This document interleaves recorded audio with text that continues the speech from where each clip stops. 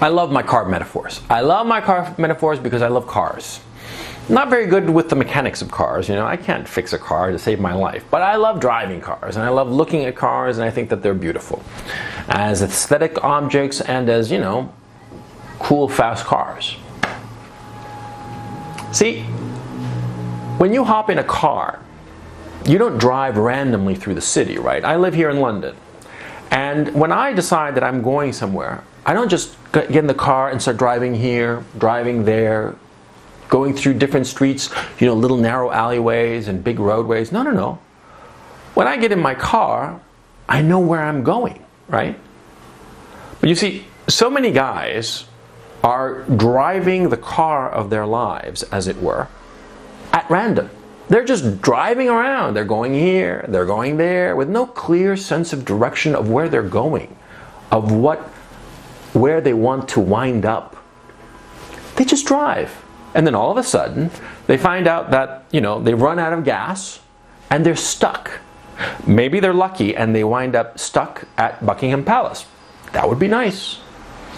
Or maybe they wind up stuck in some shithole, in the middle of nowhere. And there are plenty of shitholes in the UK, just as there are plenty of shitholes everywhere in the world. In fact, most places in the world are shitholes. There are very few Buckingham Palaces around, right?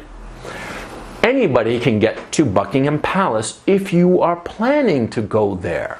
But so many guys, they are driving around in the car of their lives, going through the gasoline, driving too fast, going here, going there, going everywhere, but with no clear sense of direction. There's this great song by the Beatles called When I'm 64. Paul McCartney wrote it when he was 24. He wrote it for his father back in 66, I believe. It came out in the Sgt. Pepper's album.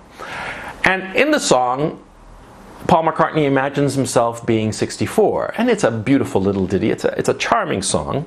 But it is actually a very serious song. Because even back when he was 24, McCartney was thinking about what it would be like when he was 64. And yet, so few guys today think about what it's going to be like when they are 64. They're 24 now, and they think that they have their whole lives ahead of them, that the years just are like just so many years ahead of them that they can get anywhere. Bullshit. Bullshit. Think.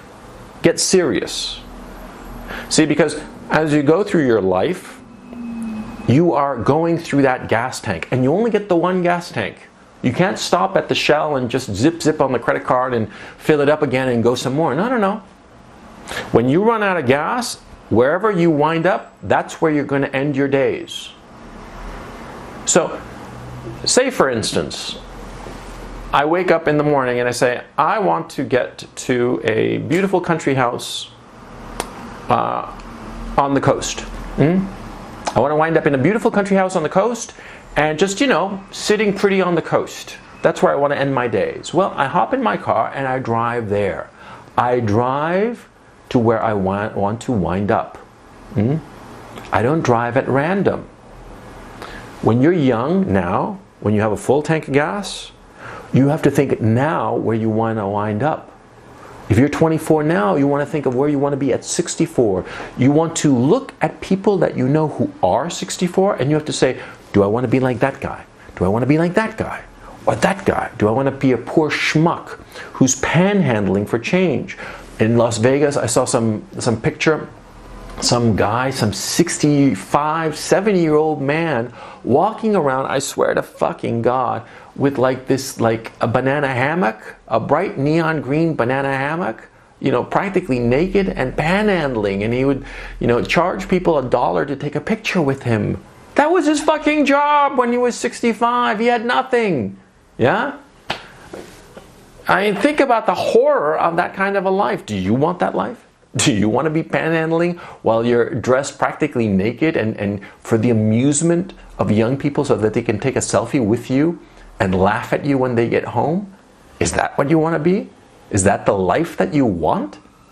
Huh? Think now. Think now that you have a full tank of gas, my man, my brother, my son.